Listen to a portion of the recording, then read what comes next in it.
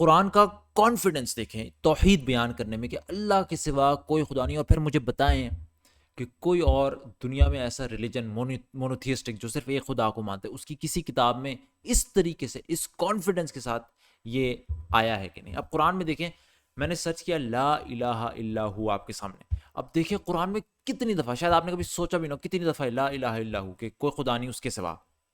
قرآن کی سورہ بقرہ آیت نمبر 163 لا الہ الا اللہ, سورہ بقرہ آیت نمبر 255 لا الہ الا اللہ, سورہ آل عمران آیت نمبر 2 لا الہ الا اللہ, سورہ آل عمران آیت نمبر 6 لا الہ الا اللہ, آل عمران آیت نمبر 18 لا الہ الا ہو, نساء آیت نمبر 87 لا الہ الا ہو. پھر آپ سورہ انعام آیت نمبر 102 لا الہ الا ہو, الانعام آیت نمبر 106 لا الہ الا ہو, سورۃ الاعراف آیت نمبر 158 لا الہ الا ہو, سورۃ توبہ نمبر 31. آپ چلتے جائیں اس طریقے سے سرچ کریں. سورۃ توبہ آیت نمبر 129, سورۃ ہود آیت نمبر 14, سورۃ الرعد آیت نمبر 30, سورۃ طہ آیت نمبر 8, سورۃ طہ آیت نمبر 98, سورۃ مومنون آیت نمبر 116, سورۃ نمل آیت نمبر 26, سورۃ القصص آیت نمبر 70, سورۃ قصص آیت نمبر 88 لا الہ الا ہو لا الہ الا ہو لا الہ الا. سبحان اللہ. آپ کانفیڈنس دیکھیں اس کتاب کے اندر توحید کو کیسے بیان کیا کہ اللہ کے سوا کوئی خدا نہیں, اور اس کو ایسے دبا کے اس کانفیڈنس سے بیان کیا گیا ہے. سبحان اللہ.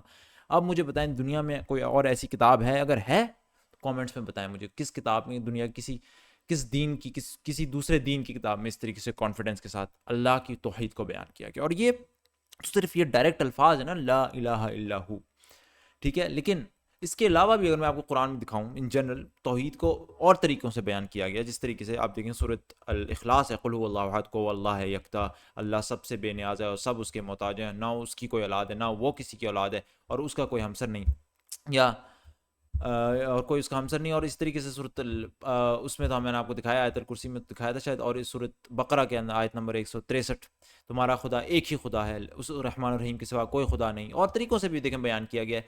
سورہ فاتحہ کے اندر ایاک نعبد و ایاک نستعین, ہم تیری عبادت کرتے ہیں, تجھی سے مدد مانگتے ہیں.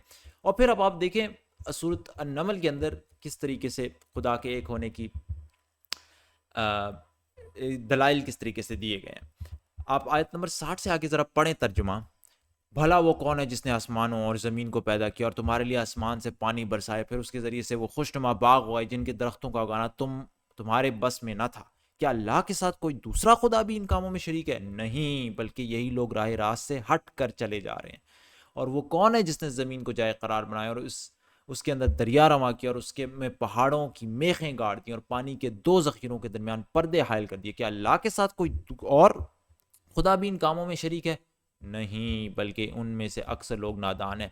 کون ہے جو بے قرار کی دعا سنتا ہے جبکہ وہ اسے پکارے, اور کون اس کی تکلیف رفع کرتا ہے, اور کون ہے جو آدم زمین کا خلیفہ بناتا ہے؟ کیا اللہ کے ساتھ کوئی اور خدا بھی یہ کام کرنے والا ہے؟ تم لوگ کم ہی سوچتے ہو. اور وہ کون ہے جو خشکی اور سمندر کی تاریکیوں میں تم کو راستہ دکھاتا ہے, اور کون اپنی رحمت کے آگے ہواؤں کو خوشخبری لے کر بھیجتا ہے؟ کیا اللہ کے ساتھ کوئی دوسرا خدا بھی یہ کام کرتا ہے؟ تو بہت بالا و برتر ہے اللہ کی شرک, اللہ اس شرک سے جو یہ لوگ کرتے ہیں. اور وہ کون ہے جو خلق کی ابتدا کرتا ہے پھر اس کا اعادہ کرتا ہے, اور کون تم کو آسمان اور زمین سے رزق دیتا ہے؟ کیا اللہ کے ساتھ کوئی اور خدا بھی ان کاموں میں حصے دار ہے؟ کہو کہ لاؤ اپنی دلیل اگر تم سچے. اور اس طریقے سے اگر آپ سورۃ نمبر 23 المومنون کی آیت نمبر 84 اور اس سے آگے پڑھیں, ان سے کہو بتاؤ اگر تم جانتے ہو کہ یہ زمین اور اس کی ساری آبادی کس کی ہے؟ یہ ضرور کہیں گے اللہ کی. کہو پھر تم ہوش میں کیوں نہیں آتے؟ ان سے پوچھو ساتوں آسمانوں اور عرش عظیم کا مالک کون ہے؟ یہ ضرور کہیں گے اللہ. کہو پھر تم ڈرتے کیوں نہیں ہو؟ ان سے کہو بتاؤ اگر تم جانتے ہو کہ ہر چیز پر اقتدار کس کا ہے, وہ اور کون ہے جو پناہ دیتا ہے اور اس کے مقابلے میں کوئی پناہ نہیں دے سکتا؟ یہ ضرور کہیں گے کہ یہ بات تو اللہ ہی کے لیے ہے. کہو پھر کہاں سے تم کو دھوکہ لگتا ہے؟